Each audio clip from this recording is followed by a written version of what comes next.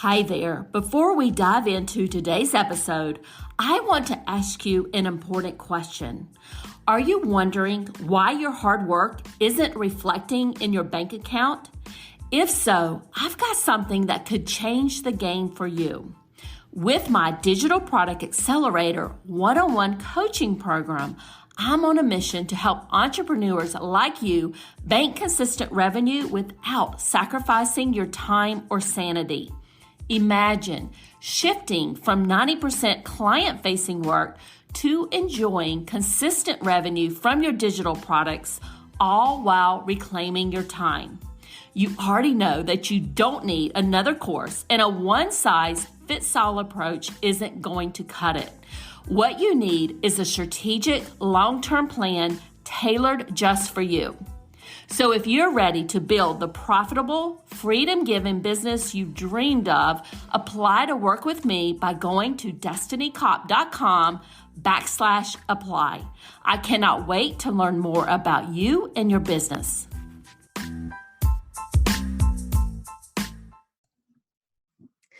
Welcome to the Course Creators MBA podcast. I'm your host, Destiny Cop. And in this podcast, we're covering actionable tips to grow your online course business. And I have a special guest here with me today. I have Marisa Corcoran. And Marisa is a copywriter and messaging strategist that helps coaches and creatives craft compelling copy that attracts clients, makes money, and creates a massive movement online. She's also the creator of the wildly popular Copy Chat Masterclass series, bringing together 20 plus experts in copywriting, business coaching, and online marketing. When not click-clacking on her laptop, you'll find Marisa analyzing a Real Housewives episode like it's government policy and consuming in inappropriate amounts of nutrageous bars. Marisa, thanks so much for joining me today. I'm so happy that you're here and look forward to our conversation. Oh, well, thank you so much for having me, Destiny. What an introduction. You know, a lot of times when people read my bio, they don't read the last part. And I really applaud you for reading it because I think it's my favorite part. I think it's where you get a hint of my personality, which is all like what copy and messaging is about. And I find that people will sometimes skip it. And so I'm so glad that you read it. Well, I actually read it because one of the reasons why I wanted to bring it up is I have to ask you a question about Sure. Housewives. Oh, yes. The Atlanta one. I know we're both from the Atlanta area. Is that the one you watch or do you watch them all? I watch them all. My favorites are Real Housewives of New York is my favorite because that's where I lived for so long. And then Real Housewives of New Jersey because I'm Italian. So it felt like very much sometimes similar to some things that I grew up with. But I dabble in all of them. But mostly I'm an expert on New York, New Jersey, and Beverly Hills. So I like the OC one because that was kind of the first one out there, and I've been following them for, so many years. I actually don't really watch Real Housewives that much anymore, but the OC one I definitely watch. And then the Atlanta one I've kind of been watching here and there, but mostly, some of the stuff they show, right? I'm familiar with it. One of the clubs that one of the, she's not on it anymore, but she used to be on it. She was, they live in the club that we're members of, I should say, in the neighborhood. Oh, cool. So all of that's kind of it's kind of neat seeing some of that stuff on the TV. So. Oh yeah, definitely. In New York, whenever they show stuff on Real Housewives of New York, I'm like, oh my gosh, I've been there. Or, did I, and I've seen some of them in person. Like I went to Bethany Frankel's talk show when she had a talk show. Oh, and, fun. And that day Luann was a guest on her talk show. So it was like the ultimate Real Housewives experience. Yeah. Oh yeah, that would be an amazing experience. So yeah, it was. All right, so today we are talking all about email, and you're going to give us some top tips to get your next email read. And I will say that from my own personal perspective, I love email marketing. I absolutely love email marketing, but I struggle writing those weekly emails. So I'm very excited about our conversation today, also from a personal perspective. But I know a lot of the course creators out there listening to this, they also struggle with writing those weekly emails and maybe even the sales emails in their sales funnel. So why don't we before we get started, actually, I forgot. So shame on me. I do want you to tell us a little bit more about your journey and how you got to where you are today and why why you're so passionate about email and also copywriting and messaging. Oh, that's a great question. So I was an actor for a very long time in my life, and I got my MFA in acting from Harvard University. And when I came back from Harvard, I had an agent now, and I didn't want to go back to waiting tables and kind of babysitting. So I fell into writing. To make a very long story super short, I fell into writing because a friend of mine recommended me for a project, and I had a writing background, and acting gives you a lot of that creativity. And so I kind of dove into it. And my first client that she gave to me asked me if I could write a JV packet for her. And I remember having no clue what that was. And I said, sure. Would you just send me some examples of ones that you like? And that's how I learned how to write a JV packet, which is a joint venture packet, which is essentially like an affiliate packet. And that's how I learned how to do it, was just looking at other examples and swipe copy and templates. And so I realized I really liked writing more than I liked acting. So I kind of dove into being a copywriter. And what I've really found is that all the things I learned as an actor make me an excellent copywriter to help people, because it's all about storytelling. It's all about being vulnerable. It's all about, on stage, you always want to make your partner look really good. And it's always like, what are you trying to get from the other actor on stage? What's your intention? And that translates into, your call to action. So it really helps me explain to my students and my clients. I always use acting references in my programs and working with my clients to help them understand for copy. So yeah, I went from being an actor to running my own business. Well, that is very impressive. And I really like what you said about, and this really resonated with me when you said, when you're an actor, it's all about making your partner look good. And I think that's what copywriters do, right? They're making their clients look good. So that really resonated with me. Mm-hmm. So tell us a little bit about, why do you think email is still the queen of online marketing? We hear so many stories that email is dead, email's going away, messenger bots are where it's at. Can you tell us a little bit about why do you think email is still the queen of what we need to focus on from an online perspective? Yeah, I think, overall, I think that there is a way to pick the things that you are passionate about and go full throttle with them. So I think a lot of times people are like, oh, email is queen, or, Instagram is where it's at. And I think for everybody listening, like, you have to decide where you want to invest your energy and go full out with it. So for me, it's my email list. Number one, my Facebook group is huge for me, and Instagram, because I love Instagram. Those are kinds of where I put my focus.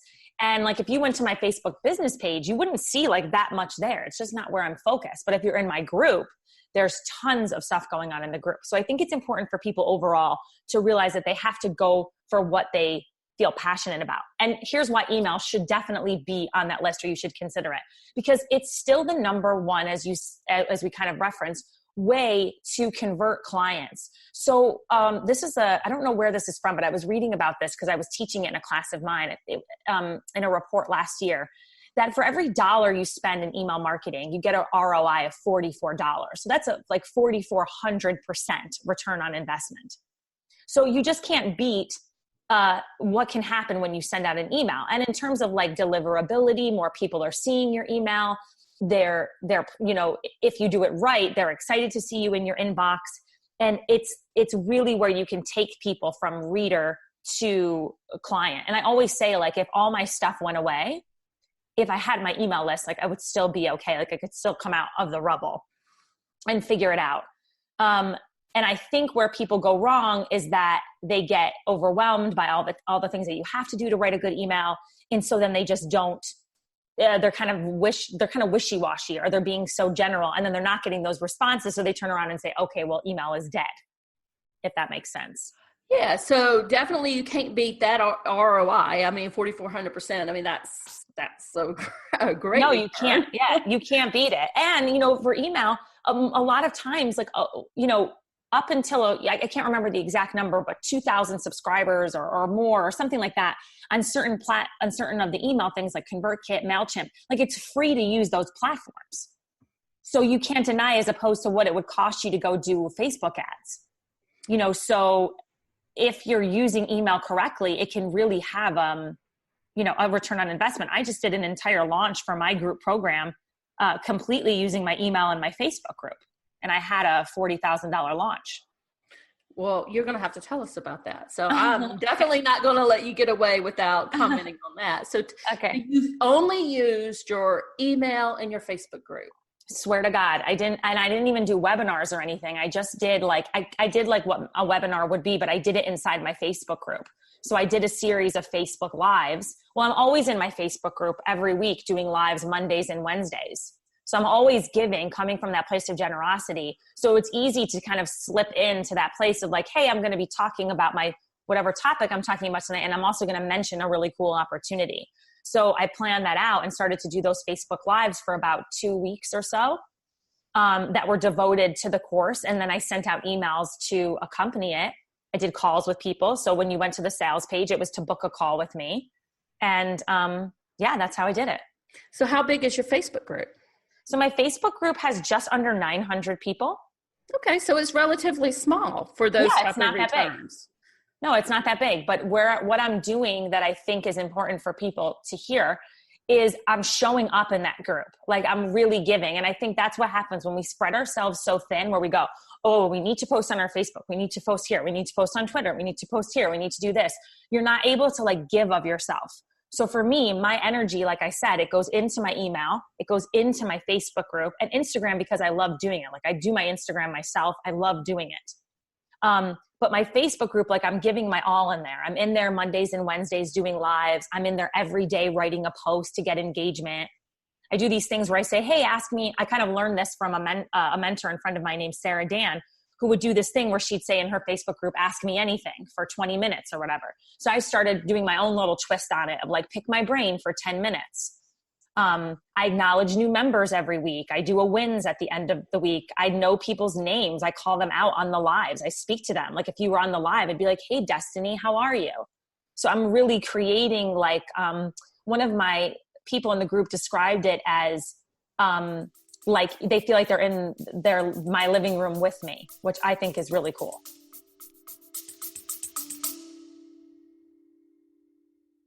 Hey there, Destiny here, and I'm the host of the Creators MBA podcast. And this episode is brought to you by HelloContent.shop, your go-to destination for content creation in your online digital product business. I understand how busy you are as an online business owner. I am right there with you.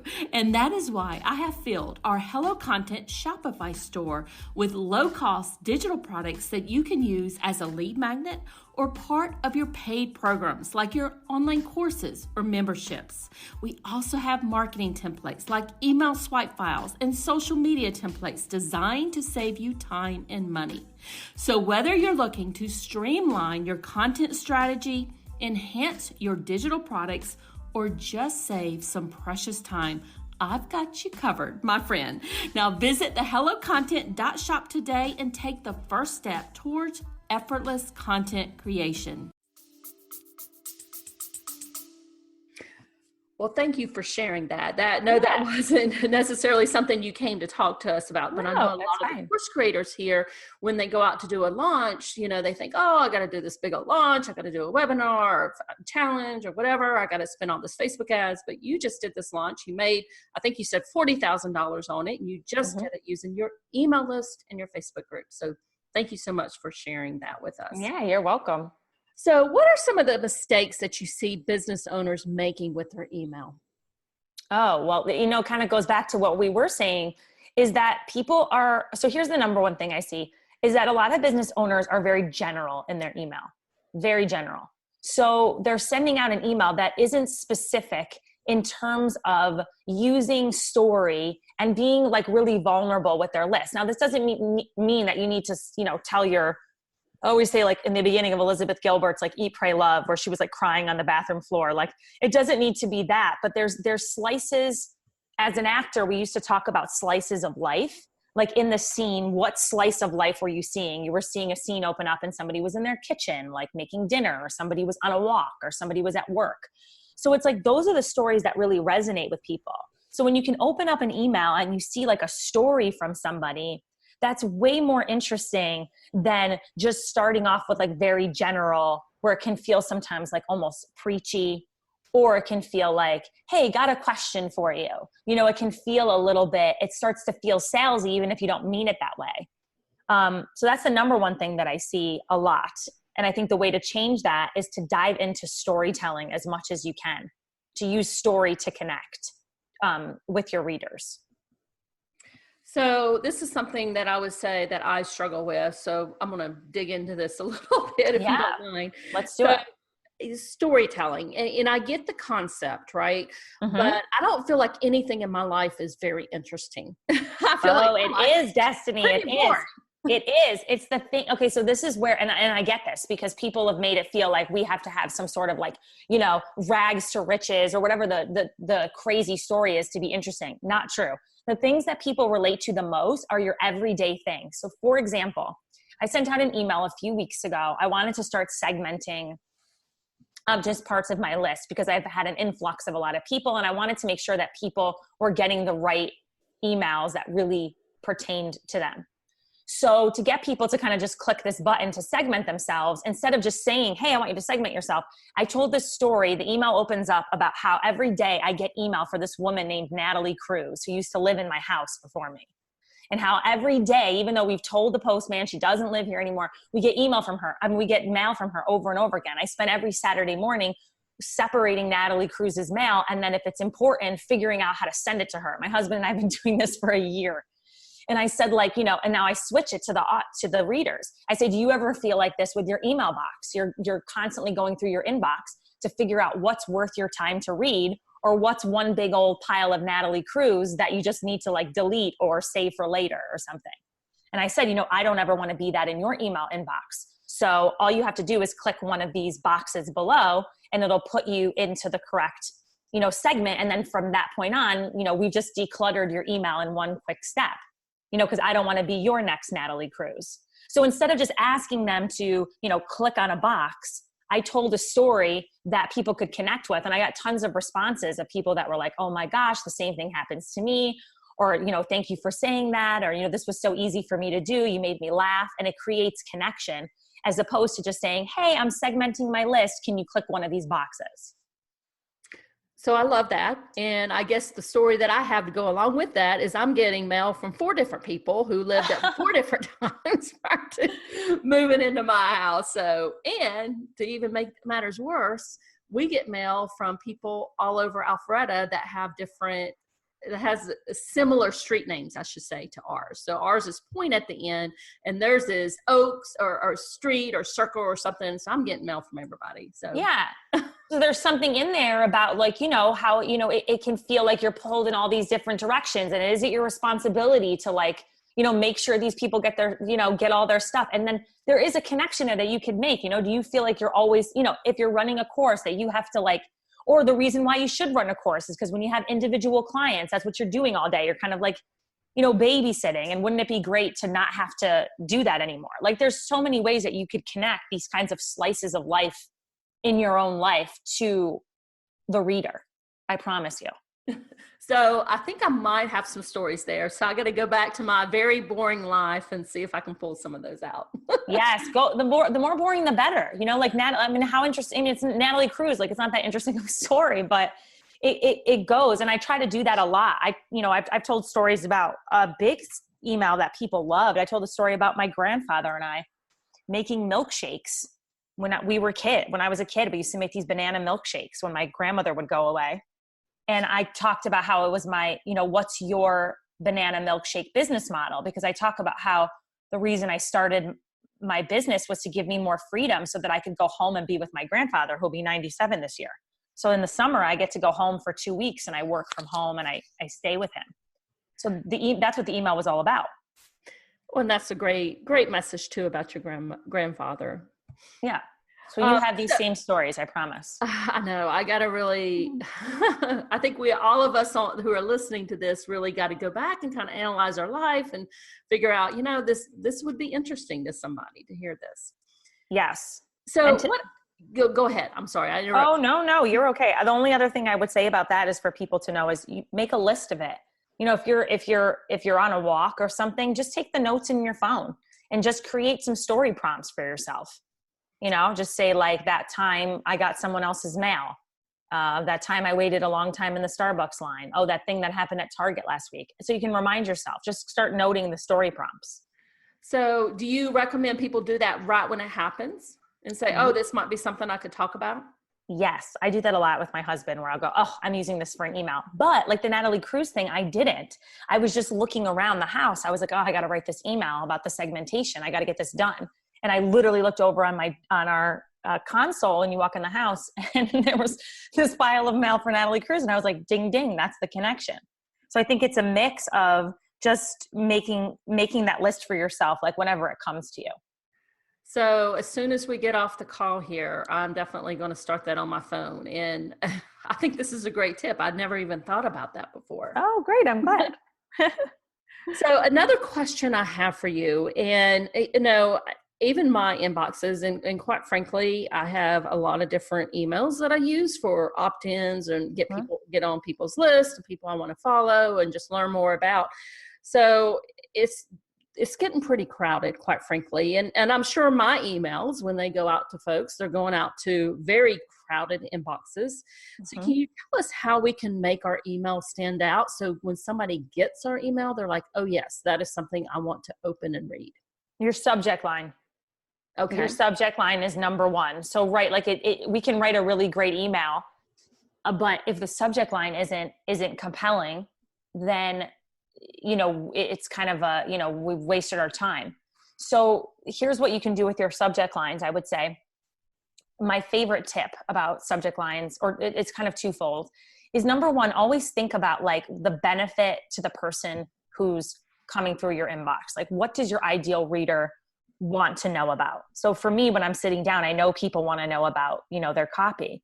So I always try to make it about, you know, relating it back to copywriting, to, you know, getting your next email read, you know, to having a successful launch, like all those things, and making sure those kinds of keywords are in my subject line. The other thing I would say is to take a look at the cover of magazines. Magazines were made like Cosmo. Cosmo's the best for this. Cosmo, Women's Health. If you're a guy listening, this also applies. Golf Diet. I'm not saying a man can't read Cosmo. Totally go for it. But, you know, Golf Digest, Runner's World, all these magazines, the cover is meant to get you to open it, right? So what I like to do with my clients and my students is to have them go and look at a bunch of cover of magazines, take that copy. Now you're not copying it, you know, 100% because it wouldn't make sense for your business, but you're using it to kind of influence to create your own subject line. So if there was a Cosmo tip that said something like, and obviously, okay, Cosmo is going to be a lot about love. So this is just one that I used. It was like, you know, like sex tips so hot or something. So I changed it to be like, you know, subject line tips so hot. So you can change it to what your business, for what your niche is. So I do this with Cosmo, with Women's Health. I'll literally just look at whatever magazine I get that month, and I'll make a Google. I have a running Google Doc of subject lines that I just switch for myself. And then when I'm ready to write an email, I go back and I look and I see which one could I take and tweak or whatever. And also medium.com is great too. The titles of their articles are really meant to get you to click. So sometimes I take a lot of those and I switch them for subject lines as well. So I'm thinking I need to go subscribe to some magazines too. Yes. But you can also just Google. You can Google right now. You could Google Cosmo covers or Women's Health covers, and and you just go to images. And when you come up in Google on images, it'll just take you to covers, and then you can just look and see.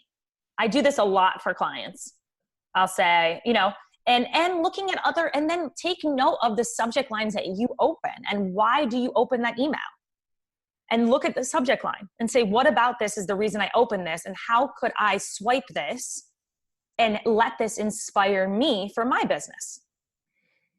And I like the tip that you have about just creating a Google Docs and just keeping track of everything there. So when you have that email that you need to find that subject line for, you can just go back to it and pull it and figure out where you needed to, modify it. Yes, it makes it so much easier than in the moment where you're like, oh my God, I have to come up with this great subject line. It's the same thing we just said for the story prompts. I have a folder that's what this is for. And in there's a Google Doc for story prompts. And in there's a Google Doc that's for subject lines. Nice. Yep. Well, anything else that you want to mention for the course creators here? Oh, sure. When it comes to email, the other thing I would say is having a clear call to action in that email. So if you've done a good job, you've done a great subject line, you've told a story that connects, you have a nice transition sentence that says, like we said, the Natalie Cruz email, so I told that little story and I said, do you ever feel like your email inbox? So now I've switched it to them. Now I've gone into what the teaching of the email is about. And then we want to make the call to action super clear. So we have to decide, what do you want this email to do? Do you want them to respond to the email? Do you want them to go read a blog? Do you want them to come over to your Facebook? Do you want them to comment? So right at the top of your Google Doc or wherever you're writing an email, put what you want that call to action to be at the top. Say, I want them. We used to do this in acting, right? We'd say, what's our intention for the scene? I want him. If I'm in my scene with Destiny, I want Destiny to, swallow this bitter pill, like to admit that I'm right. Like that's what by the end of this scene, like that's my goal. So when you're doing the email, you write at the top, I want my call to action to be for them to comment, for them to respond, for them to click to the sales page. And then, as you're writing the email, to make sure that call to action is super clear. Don't be wishy-washy. Tell them, reply back and tell me one thing, what your takeaway is. Click over here to see the rest of this on the blog. Like, be super clear with your call to actions, and you'll start to see more of the things that you want. So let me ask you a question on that. I definitely agree about the call to action, but should we have more than one call to actions in there, or would that confuse them? Or do you recommend just one call to action? One call to action. It's a great, awesome, excellent, amazing question. One call to action, because what happens is I had someone come to me one time and was like, I'm sending out these emails and nobody's responding. Can you take a look? So I took a look at it, and right away it was like, there were so many call to actions. It was like, check out my recipes, but then come over to my Facebook group, but don't forget to read this blog. And it was like very overwhelming. So one call to action. Is there a recommended length that you have for emails with people's, short attention spans, or do you think long is fine? For the length of an email? For the length of an email, correct. It's such a great question. I mean, it really honestly depends. Obviously, the greatest copywriter ever, Laura Belgray, always talks about, no one unsubscribed because your email was too short, so she always says this. But I do believe there's power in, if you are doing it right and you're telling a story. I find my emails are long, and it's not doing me a disservice. So I think focusing on first getting connected with people, and you can go back and cut stuff and worry about the length later. Okay. So just basically say what you need to say. Don't make it too wordy, but just say what you need to say and people will read it. Yes. And because when I tell people, I don't ever want to discourage people, because, what we forget is that writing is a creative process. Like, yes, there's a marketing to it, of course, but it's a creative process. So I always want to encourage people to just start writing it. You can always go back and cut stuff out. I do that all the time. I go back and cut stuff out. But give yourself the opportunity to actually write it first without censoring the length or anything like that. Thank you so much, Marisa. Can you tell people where they can find you, especially where they can find you in your Facebook group? I think everybody needs to join.